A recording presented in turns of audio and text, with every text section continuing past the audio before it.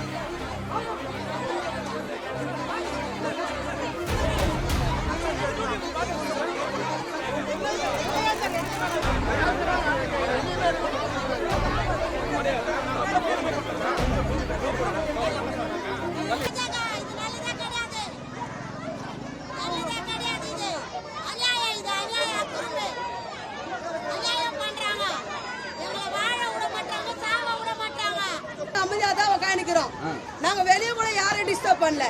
நாங்க வெளியே போய் எதனா சொன்னா பரவாயில்ல, எதனா பண்ணா பரவாயில்ல. நாங்க ஒண்ணுமே இல்ல. இன்னைக்கு எங்களுக்கு மீட்டிங் இருக்குது, கூடி பேசி இன்னைக்கு ஒரு முடிவு எடுக்கிறதுக்கோசம் நாங்க ஒரு மாசமா எங்களுக்கு வேலை கிடையாது. போன மாசம் 31ஆம் தேதியோட 8ஆம் மாசம் எங்களை நிப்பாட்டியாச்சு. 8ஆம் மாசமே எங்களை நிறுத்திட்டாங்க. 1ஆம் தேதியிலேருந்து எங்களை நிறுத்திட்டாங்க. 1ஆம் தேதியே வேலை இல்லை போயிட்டாங்க. நாங்கள் எண்ணூர்ல ஸ்டாப்பாக நாங்கள் வேலை செஞ்சோம். எண்ணூர்ல ஸ்டாப்பாக நாங்கள் வேலை செய்யும் போது எங்களுக்கு வேலைன்னு வந்து விட்டாங்க. ராமிக்கில போய் சேருனாங்க 1ஆம் தேதி. நாங்கள் ராமிக்கில சேர மாட்டோம், எங்களுக்கு அதே வேலை கொடு, இதுதான்பா எங்கள் கோரிக்கை. எங்களுக்கு அதே வேலை கொடுன்னு 13 நாள் நாங்கள் ரிபில் பெண்டிங்கில் போராட்டம் நடத்தினோம். அப்புறம் அப்போ இதேமாரி ஆர்ப்பாட்டம் இதேமாரி போலீஸ்காரங்களை வச்சு எங்களை அடிச்சு பிடிச்சி குத்து ஸ்டேஷனில் வச்சாங்க, ஜெயிலில் வச்சாங்க. ஜெயிலில் வச்சு அமுச்சு விட்டாங்க 2 நாள் கழிச்சு. திருப்பி இதேமாரி நாங்கள் வந்து எதுவுமே பண்ணலையே. நாங்கள் அமைதியான முறையில் எங்கள் போராட்டத்தை நாங்கள் தொடரும். எங்களுக்கு பதில் வரல, எங்கள் வேலை இன்னும் வரல. எங்க வேலை வர வரைக்கும் நாங்கள் எங்கள் போராட்டம் தொடரும். மகளிர் போராட்டம் நாங்கள் தொடங்கி இருக்கிறோம். அவருக்கெல்லாம் நாங்கள் சொல்ல வேண்டியது என்னன்னா, எங்களை வந்து அவர் பார்க்கணுன்றோம். முதலமைச்சர் எங்களை வந்து பார்க்க சொல்றோம், எங்க கோரிக்கையை கேட்க சொல்றோம், எங்க கண்ணீருக்கு அவர் பதில் சொல்ல சொல்றோம்ப்பா. நாங்க வந்தது ரொம்ப கம்மியான ஆளு தான். ஒரு 50-100 பேர் பஸ்ல வந்தோம். வந்த உடனே எங்க போலீஸ் வந்து நீங்க இல்ல, நீங்க ஏன் வந்து நீங்க யாரு, முதல்ல நீங்க தூய்மை பணியாளர் தானே, தூய்மை பணியாளர் நீங்க என்ன வேலைன்னு எங்களை கேட்கறாங்க. அப்ப தூய்மை பணியாளர் நாங்களாம் மனசால இல்லையாப்பா, நாங்களாம் மிருகமா, நாங்க எங்கேயுமே போகக்கூடாது வரக்கூடாதுன்னு சட்டம் சொல்லுதா? ஏன் நாங்க வரக்கூடாதுன்னு எங்களை எதுக்கு இங்க போகக்கூடாது, நீங்க தூய்மை பணியாளர் எங்கேயுமே கூடக்கூடாதுன்றது இவங்க சொல்றாங்க போலீஸ். நாங்க அப்ப வந்து சரி வந்து இப்போ எங்களுக்கோசம் குரல் கொடுத்த எங்க எல்டிசி மாநில பாரதிய அவர் எதுவும் பேசக்கூடாது, நீங்க பிரஸ் ஊடகம் போய் பார்க்கக்கூடாதுன்னு சொல்லி அவர் முடக்கி வச்சுட்டாங்க உள்ள.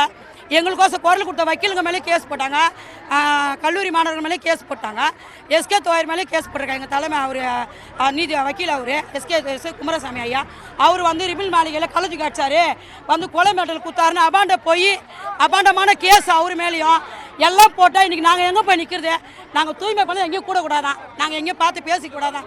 அந்த சட்டம் வந்து நீதிபதி துறை சொன்னாங்களா? நாங்கள் தூய்மை பண்ணல ஒன்றும் சேரக்கூடாதுன்னு சொன்னாங்களா? நாங்கள் இருக்கோம் உள்ள ஒரு 7-8 பேர். நாங்கள் வந்து பேச தான் வந்தோம். எங்கள் தலைமையில் யாருமே வரல, எங்கள் சங்கத்து மூலியமாக யாரும் இங்கே வரல. நாங்கள் தொழிலாளியாக வந்திருக்கோம், அவ்வளோதான். தொழிலாளிங்க பேசக்கூடாதுன்னு என்ன சட்டம் இருக்காப்பா சொல்லுங்கள். நீங்கள் ஏன் வந்து நீங்கள் தூய்மை பண்ணதான் நீங்களாம் இங்கே இருக்கக்கூடாது? கைது தான் பண்ணாங்க. இப்போ ஒரு அம்மா அடிச்சு ரத்தம் ஊற்றுது, அந்த அம்மாவுக்கு கை கீச்சிக்கின்னு பிளட்டு, அவ்வளோ பிளட்டு எல்லாமே எடுத்தாங்க. பாருங்கள், நாங்கள் எங்கேயுமே வரக்கூடாது போகக்கூடாதுன்னா இதுனா சட்டமா? இதுன்னா இது ஒன்றும் புரியல. அப்போ நாங்கள் உள்ளே முடங்கி இருக்கணும். தூய்மை பணியாளர் எங்களுக்கு வாழ்வாதாரம் இல்லை. நாங்கள் உள்ளே இருந்து மென்டல் ஆகி பைத்தியமாக நாங்கள் உள்ளே சாகணுமா? ஆல்ரெடி ஒரு மாதம் வேலை இல்லைப்பா, எங்களுக்கு சோறு இல்லைப்பா, எங்கள் குடும்பம் தவிக்குதுப்பா. எங்கள் புள்ள குட்டிங்களாம் நாங்கள் நீ கடங்காருக்கு பதில் சொல்ல முடியாமல், வீட்டு வாடகை கட்ட முடியாமல் நாங்கள் கஷ்டப்படுற மன ரீதியாக நாங்கள் பார்த்து பேசக்கூட எங்களுக்கு உரிமை இல்லைன்னா அப்புறம் எப்படிப்பா சொல்லுப்பா? எங்களுக்கோசம் பேச மனுஷனே முடிக்கிட்டாங்க, அவர் பேசக்கூடாது. அவங்க மேலே போட கேஸ்லாம் நீதிமன்றத்தில் வந்து ரத்து பண்ணோம்மா அந்த கேஸெல்லாம். எங்களுக்கோசம் குரல் கொடுத்துக்கு இப்போ யாருமே இல்லைப்பா.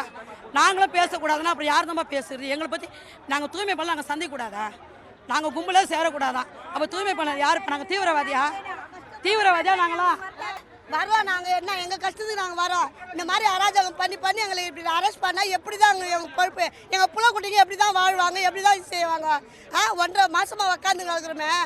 புருஷன் இல்லாதவங்களும் இருக்காங்க, புருஷன் இருக்கவங்களும் இருக்காங்க. எவ்வளோ கஷ்டம் வந்தால் இப்படி அனுப்புவாங்க எங்கள் வயிற்றுச்சல் பண்ணிட்டு. எங்கள் பேசலாமா வந்தோம், நாங்கள் அராஜகம் பண்ண வரலப்பா. எங்கள் வயிற்றுச்சல் பேச வந்தோம். நாங்கள் எங்கள் வேலை வெட்டிலேயே எங்கள் புள்ள குட்டிக்கு பட்டியோடு சாப்பிட்றாங்களே நாங்கள் வந்தோம் பேச. இந்த மாதிரி அராஜகம் பண்ணி எங்களை அரெஸ்ட் பண்ணுறாங்களே நல்லதா இது?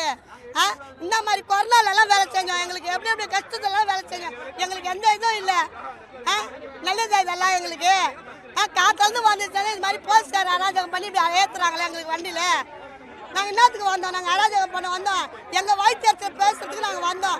இந்த மாதிரி ஏற்றுறோம் தெரியாது. கால் இல்லாத பிள்ளைங்க வச்சுருக்கோம், பிள்ளைங்க சின்ன சின்ன பிள்ளைங்க, புருஷன் இல்லை, விதிவிங்க புருஷன் இல்லாத கஷ்டப்படுறதுக்கு இங்கே வந்திருக்கோம். நாங்கள் இந்த மாதிரி அராஜகம் பண்ணி ஏற்றுறாங்களே தேவையாது. இங்கே வேலையை எங்களுக்கு கொடுங்க, 30/7/2024 வேலையை கொடுங்க. எங்கே போனாலும் அரெஸ்ட் பண்ணுறதா வேலையாக இருக்குதுங்க.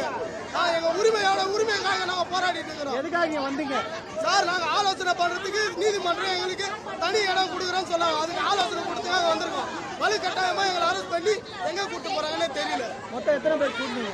மொத்தம் எத்தனை பேர் கூடுவீங்க இங்கே? நாங்கள் ஒரு 700 பேர்கிட்ட இருப்போம் சார். சரி, பேச்சுவார்த்தை தொடங்கிறதுக்கு முன்னாடியே அழைச்சிட்டாங்களா? டிசி ஐயா கூப்பிட்டு போகிறேன்னு இருந்தாரு. கூப்பிட்டு போய் உங்களுக்கு இடம் காட்டுறேன்னு சொன்னாங்க. இது வரைக்கும் அந்த இடம் என்ன ஆயிடுச்சு ஏது ஆயிடுச்சுன்னு தெரியல. எங்களை வண்டி கூட்டு போய் ஏற்றிட்டு போயிட்டா இருக்காங்க. எங்கே கூப்பிட்டு போகிறோம் தெரியல. நாங்கள் இன்னொரு இடம் தனியாக கேட்டிருக்கோம், எங்களுக்கு வேலை உரிமை கொடுங்கன்னு சொல்லி, எங்கள் எண்ணியலம் வேலை கொடுங்கன்னு சொல்லி கேட்டிருக்கோம். அதுக்கு இது வரைக்கும் அந்த முடிவை தெரியல சார். ட்ரெண்டை ஃப்ரெண்ட் ஆக்கிக்கோங்க. தந்தி டிவியின் சப்ஸ்கிரைபர்ஸ் அண்ட் ஃபாலோவர்ஸ் குடும்பத்தில் நீங்களும் இணையுங்க.